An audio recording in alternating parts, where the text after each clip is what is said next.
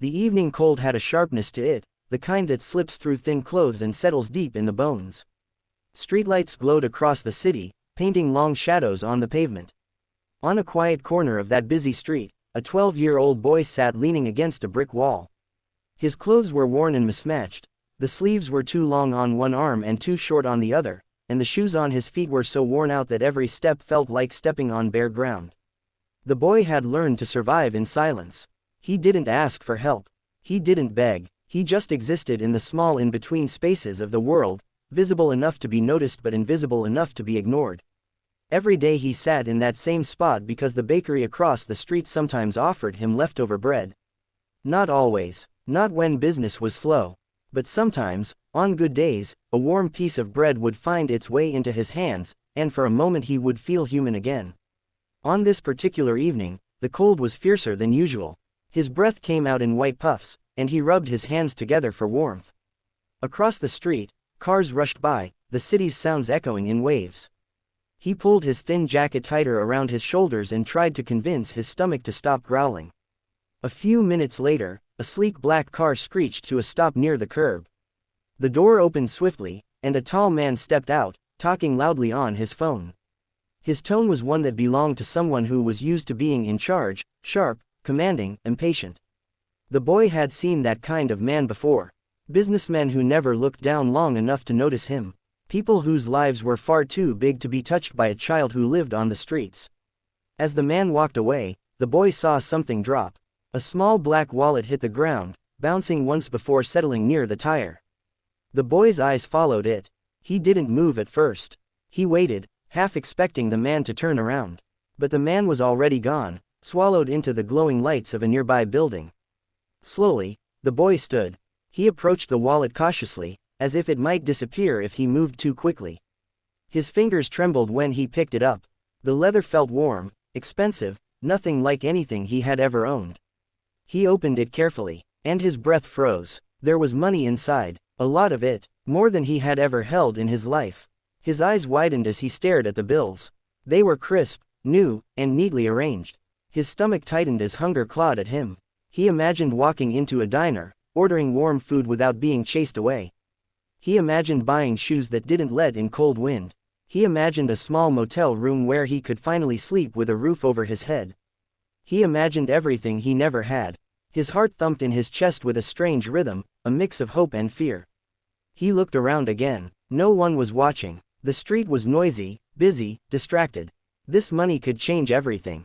But his mother's voice rose softly in the back of his memory, words she would whisper to him every night when life was still normal, when they had a home, when she was alive. We may have little, but we don't take what isn't ours. Our hearts are rich even when our pockets aren't. He swallowed hard. The world around him blurred for a moment as he closed the wallet. He let out a long shaky breath. Then, turning away from the tempting glow of the restaurant signs, he walked toward the nearest police station. It was a long walk. Longer than it should have felt. His legs were tired, his body weak, but something inside him, something small but stubborn, pushed him forward. When he entered the station, the warmth inside wrapped around him like a soft blanket.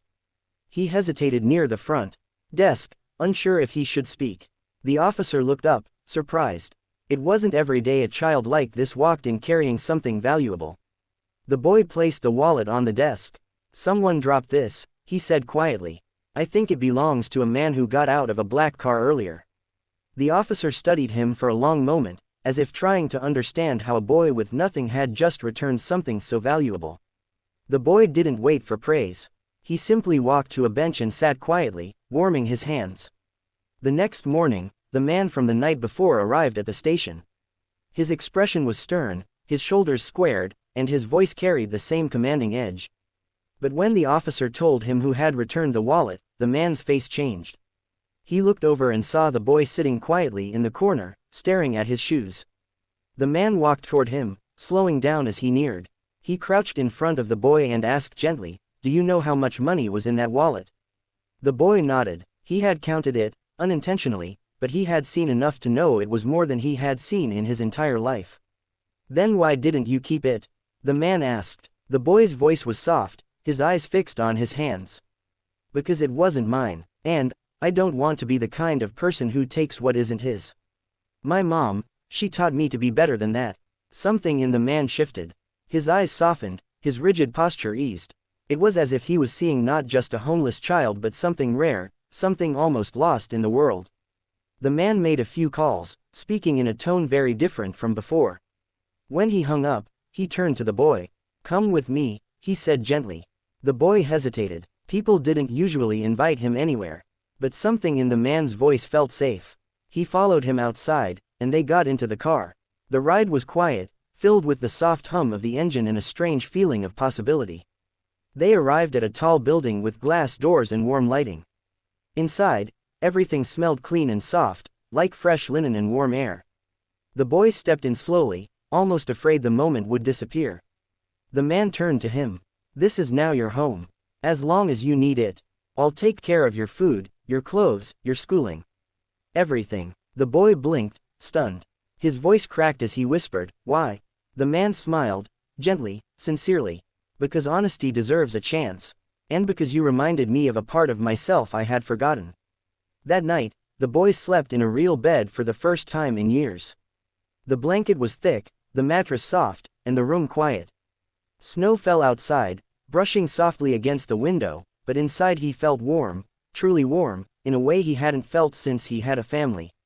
He lay on his side, staring at the shadows on the ceiling, feeling something he hadn't felt in a long time: safety. Hope. A future that wasn't just darkness. He realized that returning that wallet didn't just restore someone's money. It restored something in his own heart. It opened doors he believed were forever locked. It reminded him that even in a cold world, one honest choice could change everything. And lead him somewhere he never imagined he belonged.